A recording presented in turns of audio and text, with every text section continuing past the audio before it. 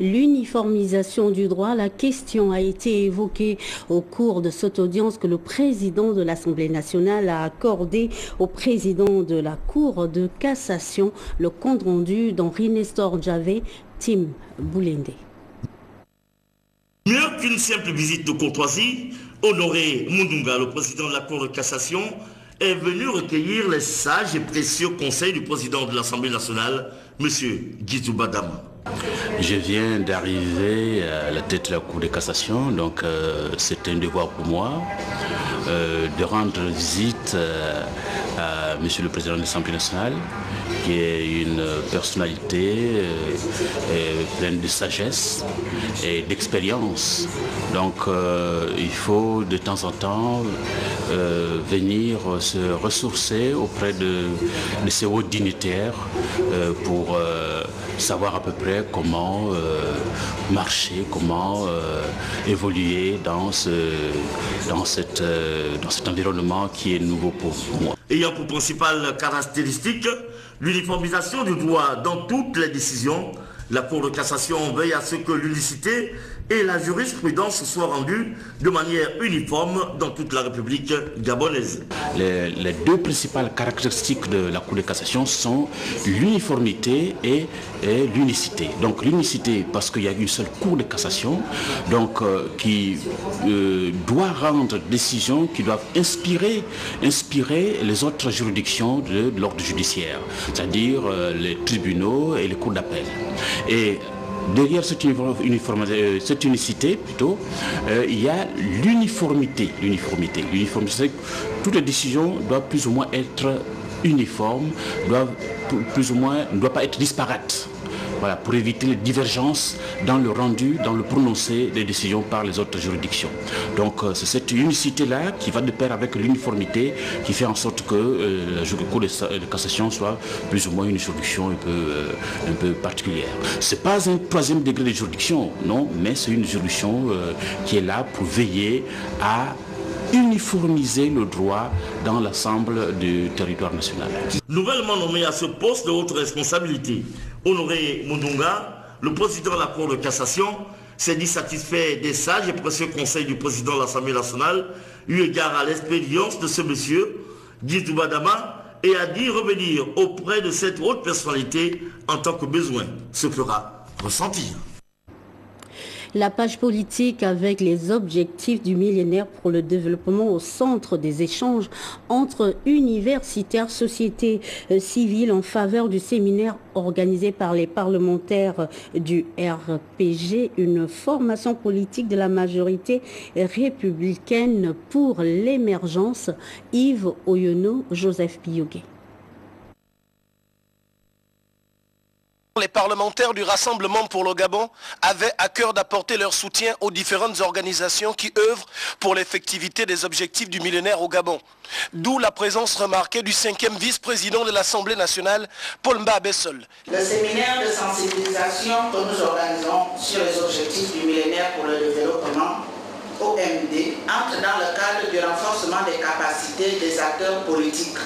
Au cours de cette rencontre, les parlementaires RPG des deux chambres ont réitéré leur vœu de voir le Gabon émerger véritablement. En clair, un Gabon où l'école, l'hôpital, le travail et un toit seraient à la portée de tous, mieux qu'à dos. Ça rejoint ce que nous disons au RPG, parce que le plein emploi, c'est aussi le travail pour tous. C'est notre challenge, c'est notre combat. Pour les rassembleurs, il est impératif et urgent que l'amélioration des conditions de vie des populations gabonaises devienne enfin une réalité visible et palpable. Paul Mba Bessol pense que la question des OMD dans notre pays nous renvoie tous d'abord au changement de nos mentalités. Le programme du rassemblement, l'homme du rassemblement, c'est d'abord l'homme qui est au centre de tout. Et s'il n'y a pas l'homme, le reste ne compte pas. Et nous disons qu'il y a l'homme a un corps, l'homme a un esprit. Il a un corps qui a besoin de 4 choses. De la nourriture, de l'eau, de vêtements, d'une maison. Les objectifs du millénaire pour le développement et les cibles correspondantes sont liés à la déclaration du millénaire signée en septembre 2000 par les dirigeants de 189 pays, dont 147 chefs d'État et du gouvernement. En attendant, la faim, l'éducation, l'égalité des sexes, la mortalité des enfants, la santé maternelle, le VIH-Sida, le paludisme, l'environnement durable et autres restent au centre des préoccupations des rassembleurs. Ce communiqué de presse du Morena à l'occasion du 15e anniversaire de la disparition brutale de Simon Oyonaba, président fondateur du Morena. Un culte d'action de grâce sera célébré en sa mémoire ce samedi 19 janvier 2013 à 16h à la paroisse protestante de la Pairie. Nous y reviendrons. Venons-en à cette conférence de presse qui a été animée par le président de l'association contre le risque médical avec cette résolution inédite, la mise en place d'un observatoire de la santé qui aura pour rôle de lutter contre les erreurs et négligences médicales. Ahmed Mouyaka, Jean-Pierre Moussouami, Ditingwe. L'association contre le risque médical Ascorim veut fédérer autour d'elle une dynamique dans son action de lutte contre les erreurs et négligences médicales. Créée en 2008, Ascorim s'érige en défenseur des patients et met surtout l'accent sur l'inobservation des règles d'éthique et de déontologie dans la pratique quotidienne de la médecine. Cette association est créée suite aux multiples cas recensés de victimes d'erreurs et négligences médicales dans notre pays.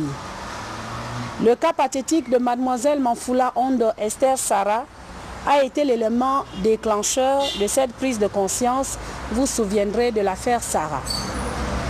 Cette prise de conscience interpelle chacun et chacune d'entre nous afin de combattre ce fléau qui nous menace chaque jour, car nul n'est à l'abri d'erreurs ou de négligences médicales. Cette association se propose donc de mettre en place un observatoire de la santé en vue de lutter efficacement contre les dérapages et autres pratiques déviantes constatées au sein des différentes structures hospitalières du pays. Cette structure sera chargée de recevoir les dossiers, de les analyser, d'accompagner et d'assister les personnes victimes d'erreurs ou de négligences médicales. La mise en place de cette structure vient combler un vide dommageable qui jusque-là exposait la population à tous les dangers liés aux conséquences de la pratique médicale dans notre pays. Désormais engagé et déterminé dans cette bataille contre les erreurs et négligences médicales, souvent à l'origine des décès des patients, l'association contre le risque médical sera accompagnée d'experts dans différents domaines de la médecine au plan social et au plan juridique. Dans le reste de l'actualité, la première session de l'année 2013 du conseil d'administration du conseil gabonais des chargeurs, travaux dirigés par le président du conseil d'administration, Lucien Gaïla, ont porté sur l'examen et l'adoption du projet de budget de l'exercice 2013. Le compte rendu de Rodrigue Tessa Mwanga, les images de Victor Mundunga. Cette session du Conseil gabonais des chargeurs a planché sur l'examen et l'adoption du projet de budget exercice 2013. En entendant le rapport définitif des travaux, on peut déjà noter que le CGC se porte bien. Nous avons terminé l'année 2012 en parfaite coordination. J'estime que nous n'avons pas eu trop de vagues et nous sommes en janvier. À mon avis, les choses semblent aller, pas totalement comme on le souhaiterait, mais les choses semblent aller comme normalement dans une entreprise qui est animée par des responsables. L'organisation des 6e journées du chargeur africain, le projet de révision du cadre juridique actuellement sur la table du gouvernement, la présentation du tout premier cahier statistique conçu à partir du BITC, le bureau d'identification électronique et de traçabilité des cargaisons, sont autant de faits qui ont marqué l'année écoulée au CGC. À la grande satisfaction du directeur général, Liliane Nadej Gari. Les administrateurs ont aussi apprécié les perspectives. 2013. Nous sommes en train toujours, vous savez qu'il y a un certain moment, nous avons essayé de mettre en place un nouveau siège. Vous-même, vous avez dû le constater, qu'ici, nous sommes un peu à l'étroit. Et nous sommes en train de faire tout pour que ce nouveau siège, les travaux de ce nouveau siège soient terminés. Nous mettons absolument tous nos efforts en 2013 pour voir un peu l'exécution de ces travaux. Pour nous, c'est d'une importance capitale parce que vous savez que les travailleurs ont besoin d'être dans un milieu absolument favorable aux produits qu'on attend d'eux. L'établissement s'est fixé un cap sur 2012-2016. Le rapport d'activité à mi-parcours a également fait l'objet des discussions. Mais déjà, on observe qu'un accent est mis sur la gestion du personnel. Grille des emplois, régime des rémunérations notamment.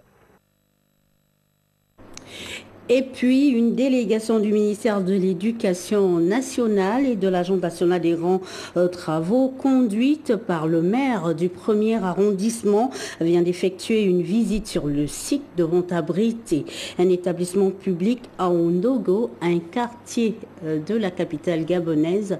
Sur les lieux, Félix Moudi-Bangoyi, Stevie au bol mesure. Ondogo, quartier situé dans le 1er arrondissement de Libreville. Ici, le quotidien des enfants en période scolaire est un véritable cauchemar. Il faut parcourir des dizaines de kilomètres pour rallier l'école primaire ou secondaire la plus proche. Ici, nous sommes dans des problèmes. Nos enfants apprennent à la nouvelle cité. Donc, les petits-enfants qui ont moins de 6 ans, ils sont dans les établissements privés, parce que ce sont les établissements aujourd'hui qui sont proches des familles. Nous sommes des hommes de terrain. Quand nous circulons dans les quartiers, on reçoit les doléances des populations, la souffrance même des populations. Ce n'est pas une chose facile. Et quand on a un président de la République qui nous donne le cap, nous devons suivre. Parce que ce sont nos enfants. Quand on prépare l'élite, mais c'est à partir de l'école. Depuis 1998, il avait été décidé de la construction d'une école dans ce quartier. Pour l'heure, il n'en est rien. Le projet semble toujours être en étude et pendant ce temps, le site se retrouve occupé par des squatteurs. Eh bien, comme la nature a horreur du vide, ça a été occupé. Il faudrait que nous le sachions. Quand nous disons que nous allons faire quelque chose à tel endroit, il faut protéger le site.